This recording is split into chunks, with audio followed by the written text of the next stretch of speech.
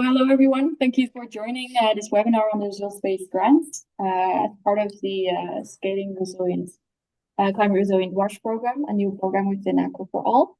My name is Lies Nijkamp, and I'm a program manager at Aqua for All, specifically focusing also on Ethiopia.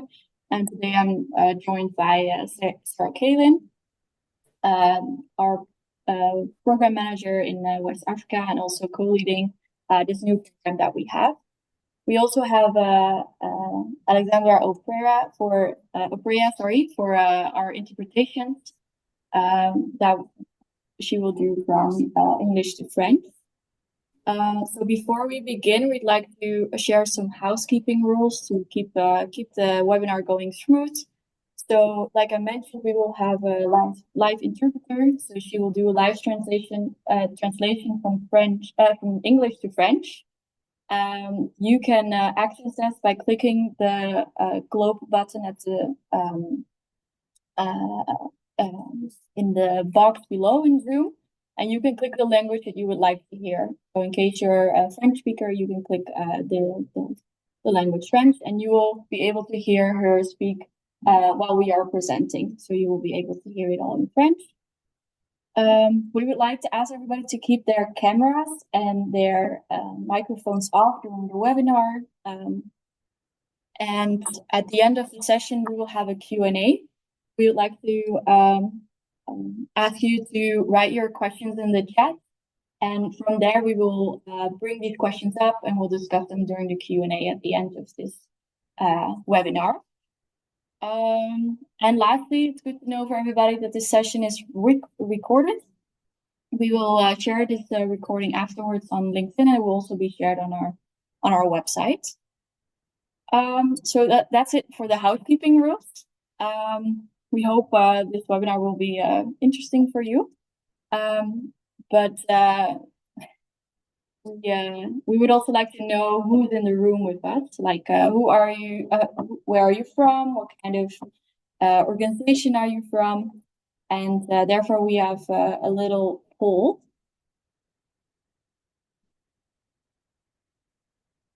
that should show up on your screen right now. We're very curious to hear in which continent are you based, where are you from? What type of organization do you belong to? Are you an enterprise? Are you a financial institution, an NGO? And what sector are you from? The drinking water, sanitation, maybe both. And also, we are very interested to hear how did you hear about this webinar? So where did you see about this? So while we let you answer this poll, we'll move on to the agenda of today. So we'll kick off with a short introduction of Aqua for All. Then we'll move on to this new program, the Scaling Climate Resilient WASH program. We'll explain the key components of this program. We'll dive a little bit into the climate strategy that plays a big role in this program. And then more specifically also on the result-based grants, which of course we now have the call for applications for. We'll dive more into that then. With the eligibility criteria for this, we have an example case for you to understand what we're looking for, and we will explain the timeline of the call for applications, and then we'll have some important information about additional information where you can find it after that, and then we will have some time for Q&A. So we'll discuss the questions that you have put into the chat box. So please feel free to put your questions in the chat box throughout the whole webinar, and we will collect them and answer them at the end. So now I'm gonna close the poll. I think you've had some time to answer it and see, who's in the room with us. So I think you should also be able to see actually the poll results.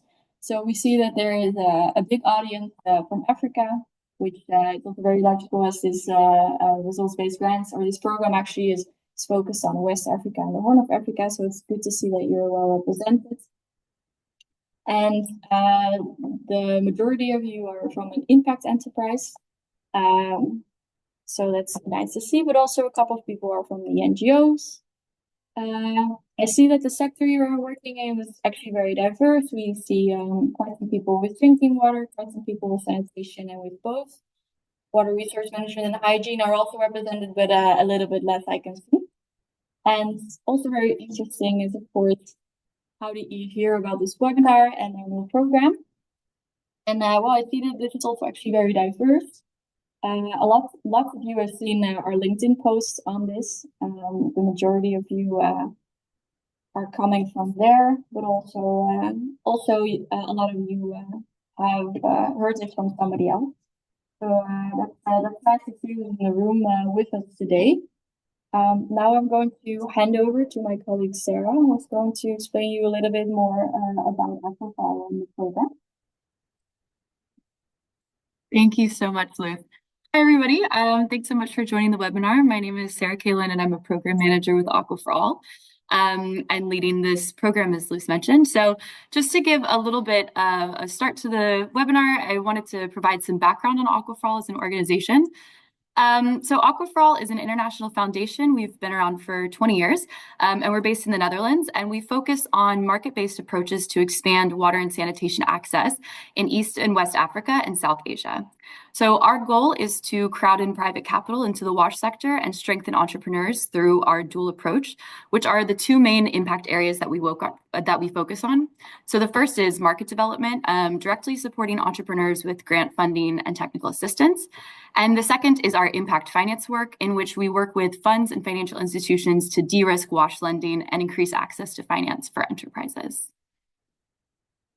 On this slide, we have a bit of a visual overview of our approach, which I'm just going to briefly talk through. So you can see that in the bottom right-hand corner, we start with the enterprises as the kind of key component and service providers, and we provide support through a number of ways. So you can see the blue boxes indicate what we offer. So first of all, de-risking, this is mainly to financial institutions. Smart grants, mainly to enterprises directly, and technical assistance, which we use across all of our work, both for the impact finance and the market development side. We're now going to introduce a new program that we launched, so the Scaling Climate Resilient Wash program. The program was launched this year in January, and it is using our dual approach to specifically target growth stage enterprises in West Africa and the Horn of Africa. So we call this climate resilient wash, not only because some of the projects are going to be directly targeting the effects of climate change, but because we think that thinking about climate resilience of our grant should be integrated into all of our work. And that's, what we want to mainstream through this program. So Luz is going to speak a little bit further on that in a next slide. But also the program is composed of 4 different components that you can see at the bottom. And I'm going to quickly run through these. So the first is the results-based grants. This is the call for applications that we have open right now. And this is what the majority of this webinar is going to focus on. We also are going to offer technical assistance, which is specific third-party assistance that we're going to be able to support enterprises with for specific needs based on the enterprise. These technical assistance grants can be offered alongside a results-based grant or the standalone support, or for example, for enterprises that are not eligible for results-based grants. We also will engage in a number of climate resilience projects, which will also be explained a little bit more by Luz. But these are specifically looking at understanding the climate risks an enterprise is encountering and designing relevant adaptation measures for them.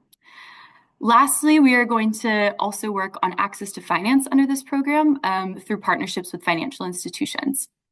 So those are the different elements that we're expecting to engage in under this program. Just to clarify, the call for applications right now is only for the results-based grants. And I'll touch on a little bit later how enterprises might also be able to access either the technical assistance or climate resilience support.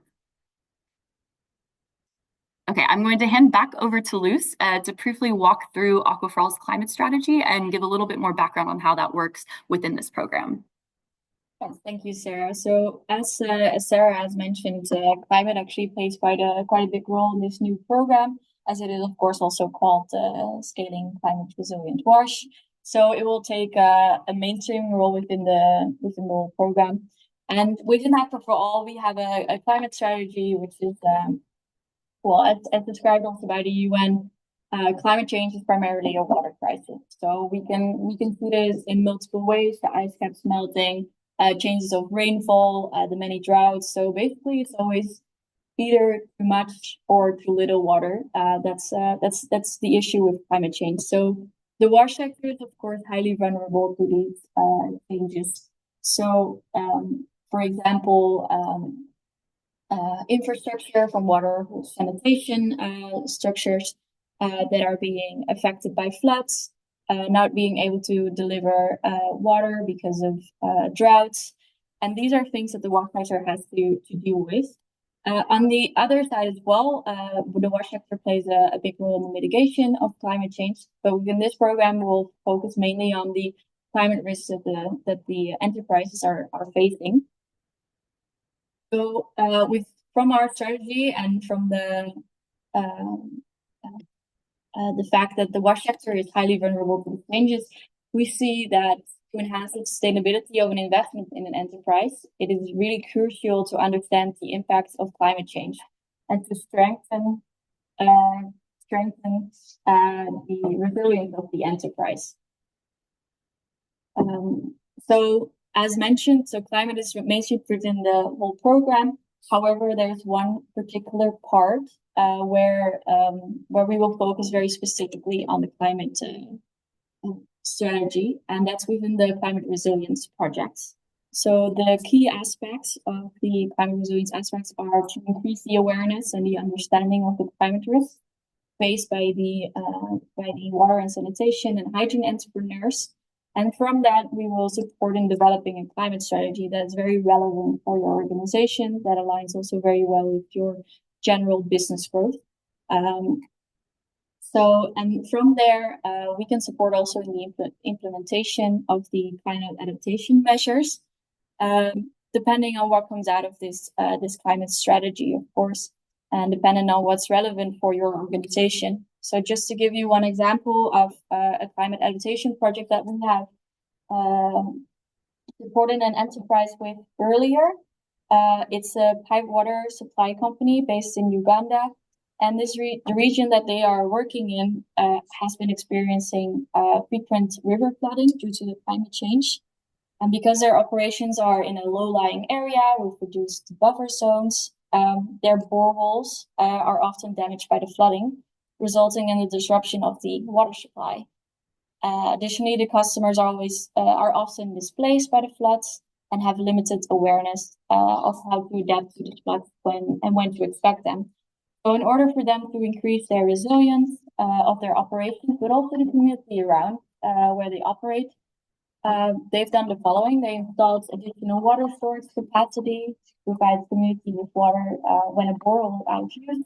They also trained the staff to strengthen the staff expertise on flood resilience infrastructure.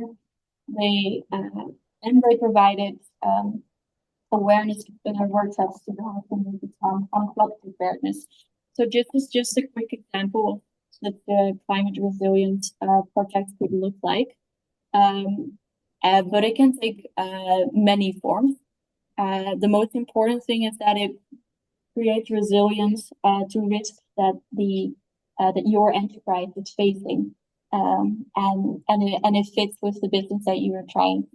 So just an example, I mean, raising your toilets in an area that's not prone to flood. I mean, that doesn't add too much. So it really we're really looking from what are the risks that you're facing to what can you do about that and how does that align with your business.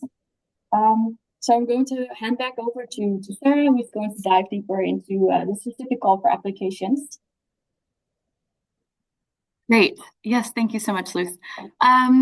So now we're going to go into a bit further the opportunity that we have available right now, which is the results-based grants. The results-based grants, as they sound, are grants that are made upon the delivery and the verification of predefined results or outcomes. So the goal of these grants is to support growth stage WASH enterprises in reaching their business and impact goals.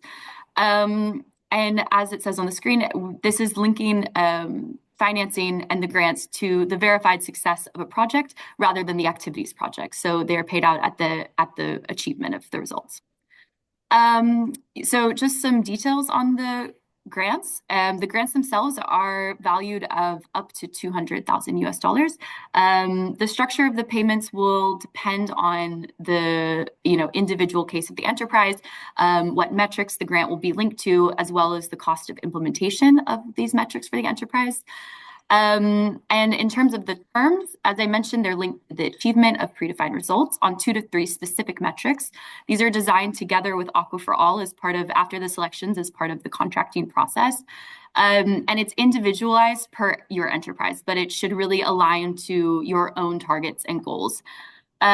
These, for example, are related to your business or financial performance, investment readiness, climate measures, impact additionality, any of number of metrics that you are looking to improve on, we can link the results to. So also on the timeline, the results are of a period of up to 2 years. We expect that the grants will be starting in mid-2025, so they would roughly run from the middle of this year to the middle of 2027. And this would include one verification normally after the first year, so one payment after the first year and one payment at the end of the project. In terms of the eligibility criteria, so these on the screen are the basic eligibility criteria that we need in order to be able to consider an applicant for a results-based grant. So first and foremost, the business must be an enterprise that is focused on providing water, sanitation, or hygiene services, specifically aligned to SDG targets. They also need to be based in either West Africa or the Horn of Africa. And we are also specifically targeting growth stage enterprises, so we require that they've been in existence for at least 3 years. And for us, a growth stage enterprise is an enterprise that is focusing on measurable growth in users and revenues or market traction. So they have either received funding or are considering receiving funding, and the enterprise can and wants to grow. Enterprises should also have a clearly defined business model and be revenue generating. And we are also looking for enterprises which are financially sustainable or have a clear path to profitability. So these are the basic eligibility criteria that we're looking for in the growth stage enterprises. We are also, if you meet all the basic requirements, what would make a good candidate or what would enhance your application? We are going to be looking for the following things on the screen, and we're going to be scoring the applications on these metrics such as one, scalability. So how scalable is the solution? Does the enterprise have potential for scale and clear growth plans? Next is the WASH impact. So is there a significant WASH impact created? Is it aligned with SDG 6? Is it very innovative for the sector or the region? Does the enterprise have a viable business model and financial viability? The application will ask you a lot of questions with this regard. The team and leadership. So is there a solid team in place who's capable to lead and implement the project? And lastly, so how suitable is the candidate for results-based grants? So this one encompasses quite a few different things, but it is quite important because it will help us determine if you are, a good fit for this type of funding. So first and foremost, the actual ability to implement the project or the activities that you're looking to do, because these are paid out on the, after achieving the results, the enterprises do need to have a certain own resource to be able to implement the projects, at least for the first year before. Okay. Is it okay? Okay, great. Sorry, I had a sound thing. Right. So there need to be at least some resources to implement at least the first year of the project. This is open. We don't have any specific specifications on what this has to be. So your own resources, investments, or grants are all possible. We also, because we have to have something to measure and pay out against, we need to know that there are metrics that are realistic and measurable that can be used for this. So this does require that there is a certain amount of data available based on the goals of your enterprise and what kind of goals you're trying to achieve. So we do need that, there does need to be some way to measure the baseline and the end line of that. And then also we would really like to see that the grants are as catalytic as possible and represent growth for an organization. So this is something that is probably something we would discover maybe in the later interview stages, but it's good to think about how the grant can best align with your own targets and use it as a way to amplify your planned growth. So the section I was just talking about in terms of suitability for a results-based grant, there's a section in the application form, it's section 3. This asks quite a number of questions around your scaling, the resources you have available, what goals you want to achieve. This is a really good section to really highlight, how you might think about what a grant would look like for you, and it also helps us get a better idea of that question on suitability. I want to give a bit of an example of what a potential grant might look like. So in this example, we have a fictional Ghanaian enterprise who runs a water filtration and jar bottling unit in peri-urban setting and provides clean water in 20-liter jars to nearby households and small businesses through a fleet of motorbike delivery drivers. However, the enterprise is limited by the cost of the delivery, and they're not actually able to sell the full production capacity through their current model. In order to mitigate this, they're looking to diversify their sales through automated kiosks, which dispenses jars via mobile money in high traffic locations. As in this scenario, the enterprise would receive a results-based grant with metrics linked to the success of the first 4 kiosks that they're setting up. So for example, the metrics would be increased number of customers which are being served in the kiosks, the revenue growth of the organization, and the reduction of motorbike trips due to the increased efficiency and therefore reducing carbon emissions. We would work together with the enterprise during the contracting phase to set up these metrics and also set up the minimum and maximum targets for these metrics. And then they would begin implementation of the pilot. At the midline and endline point, so most likely in this case being 2 years, after year 1 and year 2, we would have the results independently verified and they would report back to us. If the targets are met, the grant will be dispersed. The full amount will be dispersed if the full target or the maximum target is met, and partially paid if at least the minimum target is set. So this is a sliding scale system that is agreed based on the metrics themselves and together with Aqua for All what we think is realistic.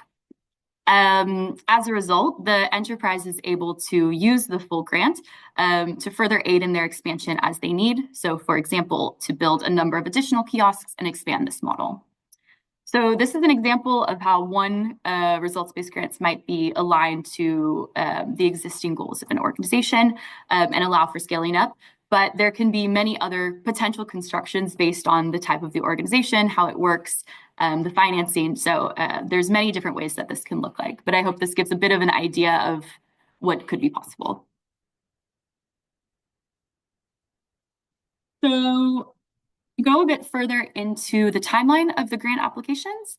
Right now, the call for applications is still open. That's going to close next week on the 16th of February. So please make sure you mark that in your calendars. After which we're going to begin an evaluation process with a screening committee.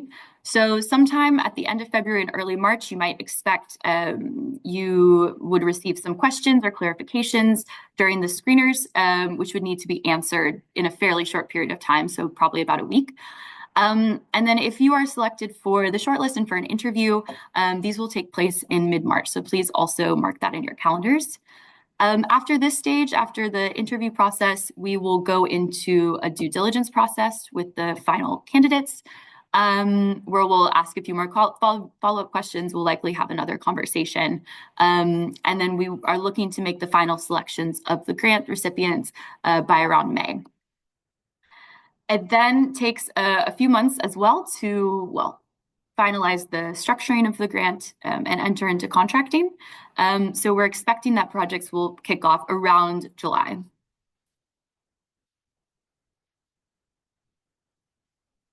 So earlier, I mentioned that we have two other instruments that are available under this program, but that don't have open calls for application for these. However, if you're interested in one of these two instruments, we can use your application to the results-based grants to indicate if you would like to be considered for this type of support. This can also be useful if you are not selected for a results-based grants, but may be still very interesting to receive technical assistance or climate-related support. So I've written on the screen where you should indicate this in your application if this is the case. So for technical assistance, you can please indicate it in section 6 and section 8, which is the additional information. And for climate resilience, you can indicate this in section 5 and section 8. If you are only interested in applying for these instruments and not for the results-based grants, please reach out to us directly. So the programs at Aqua for All email address can be used for this, as well as any other questions you guys might have about, about the webinar today or about the application process.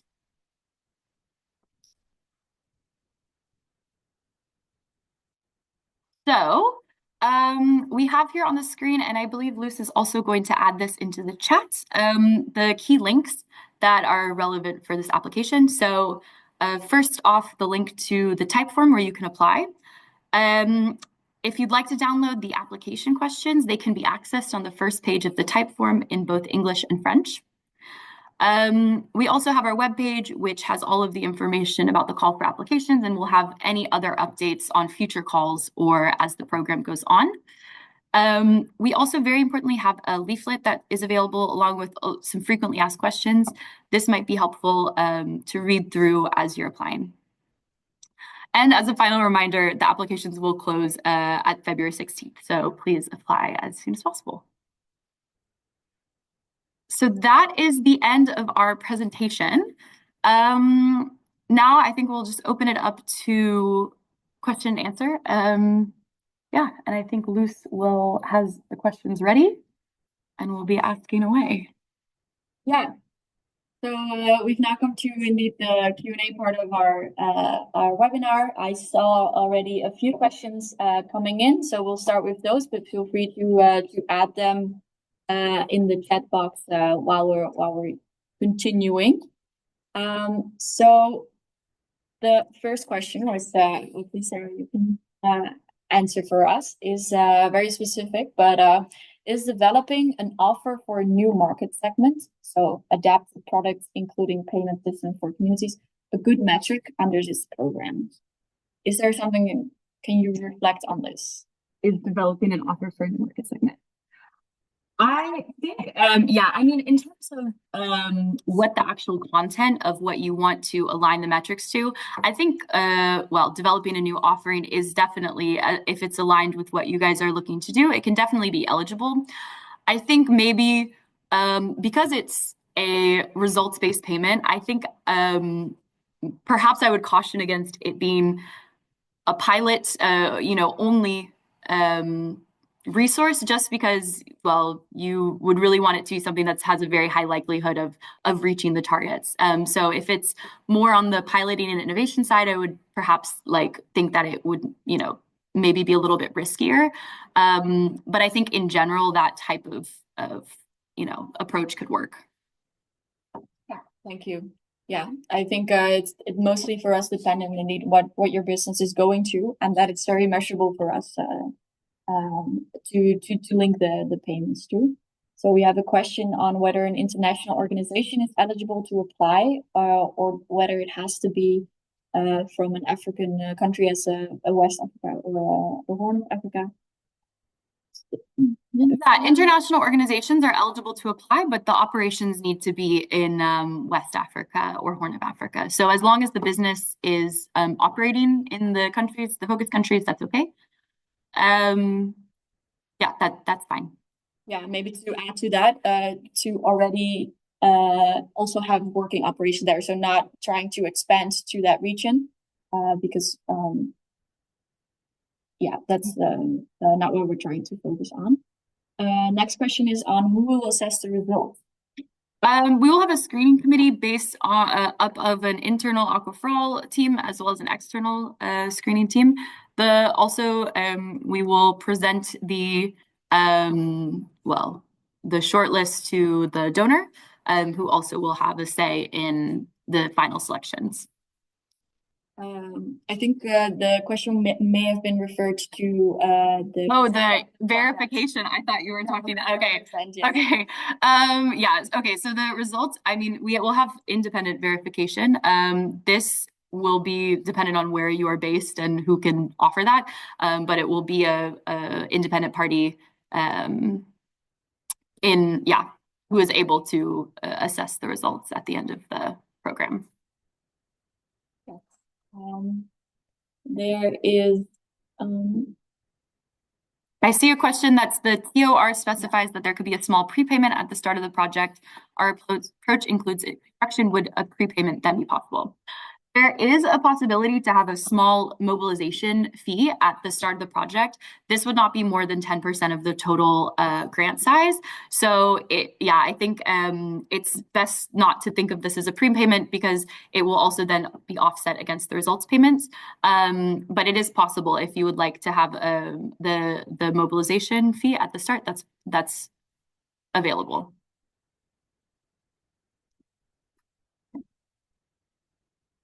I also see, is Kenya one of the countries you have included in the Horn of Africa? So right now, Kenya is not considered Horn of Africa by our donor. So Kenya and Uganda, we wouldn't be considered as part of the focus countries for this call for application.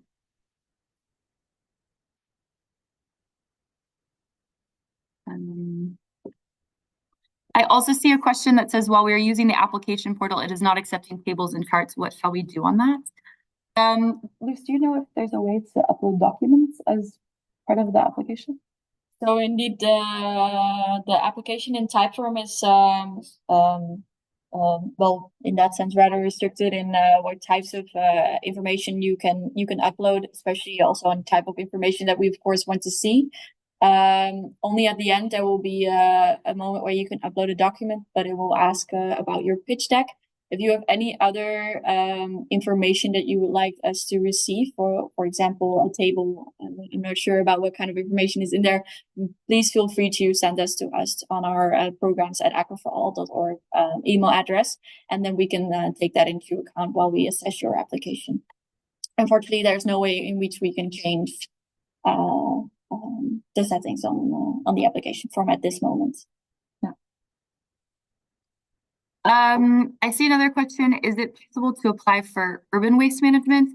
Maybe I will reiterate that we are focusing on SDG 6, so fecal sludge management, human waste.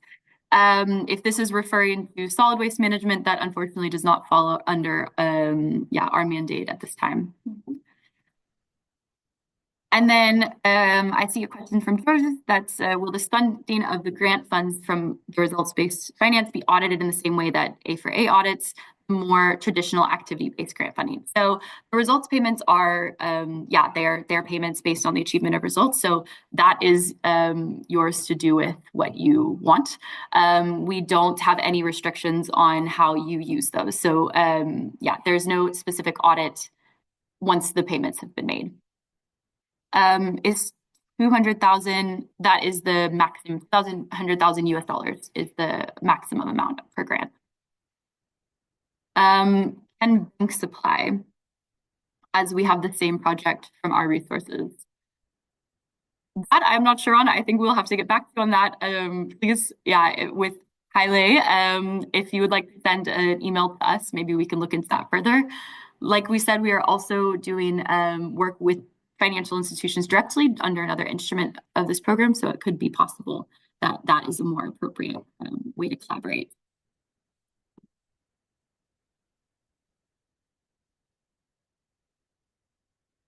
I see a question also from Vika. The initial program investment must be made by the SWE. That's correct. So the first payout, other than, as I mentioned, a potential mobilization fee, will take place after the results are delivered. Another question is on the geographies. There's somebody who's asking whether the program is only for West Africa or also East African countries can apply. So the program is focusing on West Africa and the Horn of Africa. So East African countries are not included in this call for applications.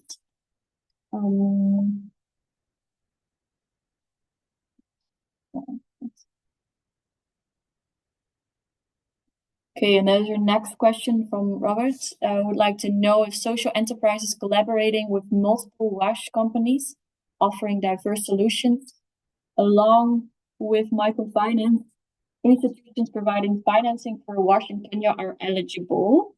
Can we apply as a consortium? So we do not recommend to apply as a consortium. We really want to focus on the business and to make that one specific business grow rather than just viewing it as a project that a consortium will do. So the focus is really on the business growth, which is why we really encourage individual enterprises to apply. Yes. Yes.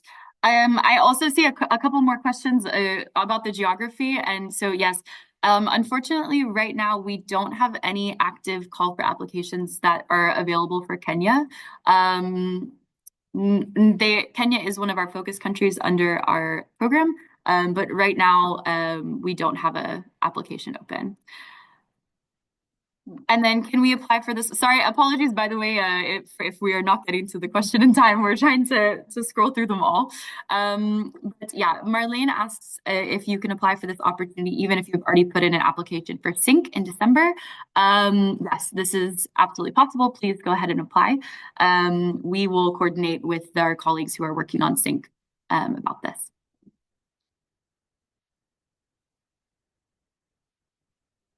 And yes, this call is for social enterprises, so not NGOs.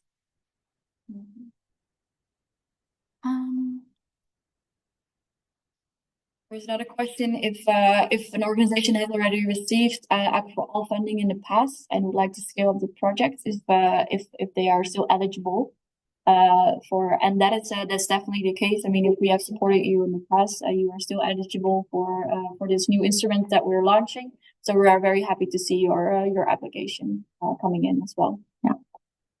I also see a question: is there any co-financing requirement? Can your grant be used to co-finance a business together with other grants?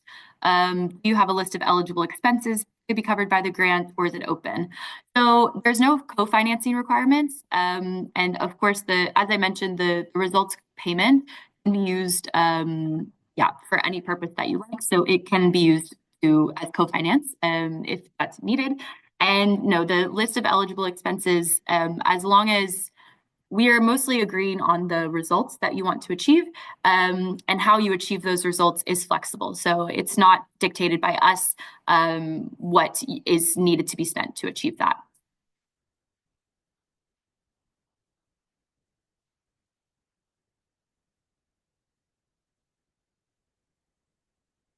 I would maybe ask if you have a question that hasn't been answered, and you think we've missed to put it in the bottom of the chat so that we can see it again, because Yes, a lot of questions are coming in, so we're trying our best to answer all of them. Yeah, we will share the recording of the meeting, and we'll also all of the information that we mentioned so far, especially like the FAQs, I think cover some of these questions as well. Yeah, so there's a question from the NATO about it's mentioned that you would support on marketing strategies and investment readiness. And if you want to apply for result-based grants for these two topics, what would be good indicators? So this very much depends on what you're actually going to do and what the intention is that you're trying to achieve. So as mentioned before, our goal is really to support you in your growth of the business. And would really like to add to that. So that depends on what you're going to do. And maybe just to explain a little bit more about the process is that this specific call, so the specific information that you need to fill in right now, is really focused on what is your business, what is your impact, what is your scaling plan, on a high level are very detailed. We're very curious to hear what activities you have in mind. However, only after you've been selected based on the criteria that have been mentioned earlier by Sarah, then we will start the specific structuring phase, we call that, for the project. And then we will detail out a little bit further what kind of indicators would be, what can we measure? What are you going to do? What can we measure from that? What kind of data do you have? So this is a very individualized process. So it's very hard for us to now tell you kind of good indicators. And that's also not what we're going to ask you about. It's really about the activities that or the kind of the goals that you're trying to achieve. Yeah. I see a few questions. So are public companies eligible for the grants too? So unfortunately not. It would be only available to enterprises. Yeah, I see there's quite a lot of questions about the actual country. So we don't have a specific country list that we can share. Just the regions. We just wanted to specify that for our definition that we don't consider Kenya and Uganda, as we got a lot of applications or interest from these countries. And then I see a question from Vika that the example does not really show a climate resilience component. How important is that? Yeah, well noted. So as I was trying to mention earlier, the climate resilience component, it's not necessary to be built into the actual project activities of the results-based grants. What we're looking for in all of the programs is that what we're going to do with all of the grants is look at the climate risks and see if there's any ways to mitigate that through the grant or with an additional support. So it's not important that the actual project that you're looking at is, climate resilient already. It's just that we want to try to make sure that's part of the start to finish of this program. And then menstrual hygiene, is that within our priority area? It is. So it's included. We're doing water, sanitation, and hygiene as part of this. Yeah, and is it possible to achieve the target before the plan? Yes. We are saying that the programs can be up to 2 years. They don't have to be 2 years. So if it's a shorter timeline or if the targets are achieved ahead of time, the grants can be paid out at that time. And how many companies are you expecting to support? So we're expecting that we will grant 4 grants through this through the results-based grants, and another number with the technical assistance and the climate resilience. It will depend. Any projects which have been supported currently? No, this is a new program, so this is our first launch for the program. So we don't have any, no supported grants yet.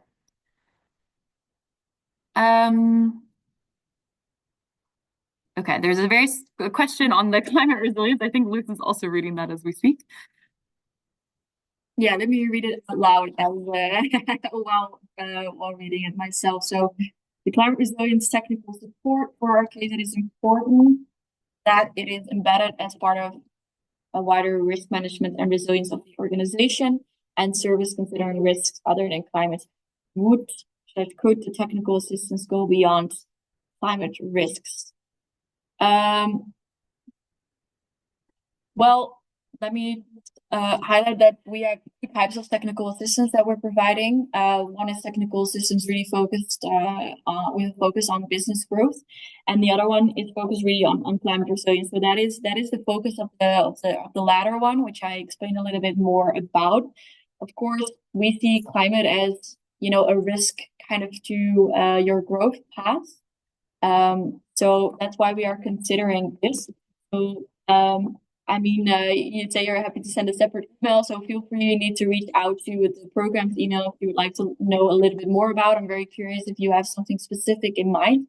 Unfortunately, and of course, we have a specific focus that we have. So climate resilience is one of the things that that we want to focus on, but maybe it could fall under another different type of assistance that we are providing within this program. So happy to hear more about that. There's another question that are NGOs who are working with small businesses on WASH eligible for this funding? So the NGO themselves, I think, would not be able to receive the grant. But yeah, I think the business, if for the business to apply, would be eligible.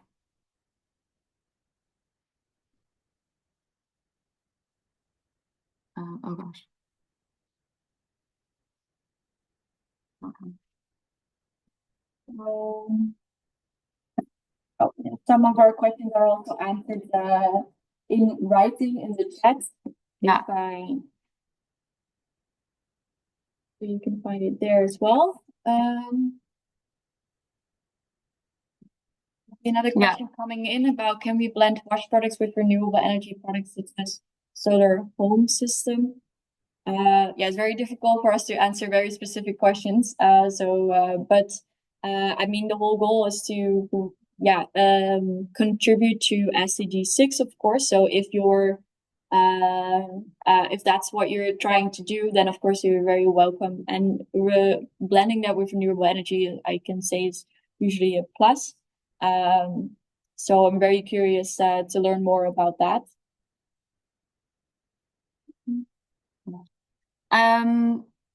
What kind of support does your country office team provide in the course of the grant application? Is it possible to consult with the team before submitting the application?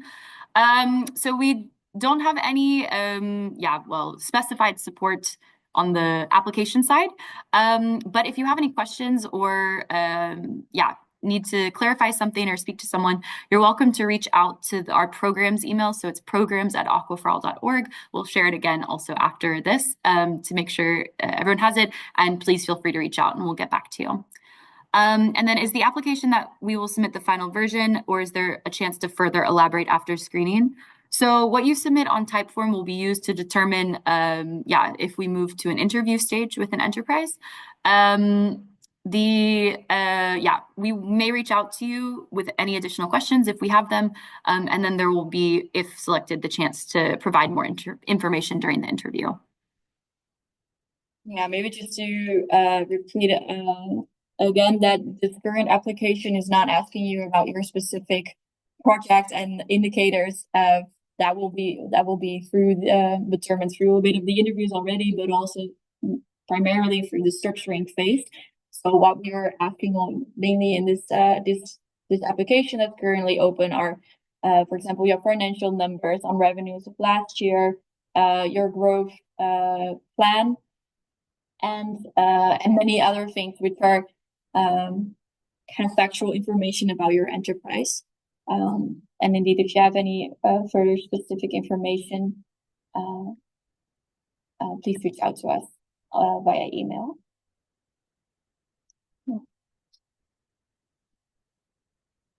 Okay, I think we've answered all the questions in the chat, I hope, and our apologies if we missed something. Please feel free to reach out to us by email, and we're happy to take anything up further. And I think with that, we can start to wrap up. So we just wanted to ask, one more poll at the end. So just to get an idea of, how the webinar was for you and if you're interested in applying.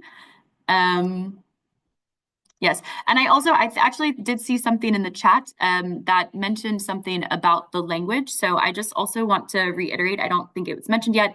You can submit the application in English or French, and also the interview process can also be available in French. We are speaking English today, and I hope everyone has been able to follow along either in English or through our interpreter, but just to make sure that's not a limitation. All right. Then I think we will end the poll here. Happy to see that a lot of people are planning to apply and that the webinar was helpful for you. Thanks so much, and looking forward to receiving your application, hopefully. And as I mentioned, if there's anything further, please reach out, and really appreciate you joining today. And hope to be in touch.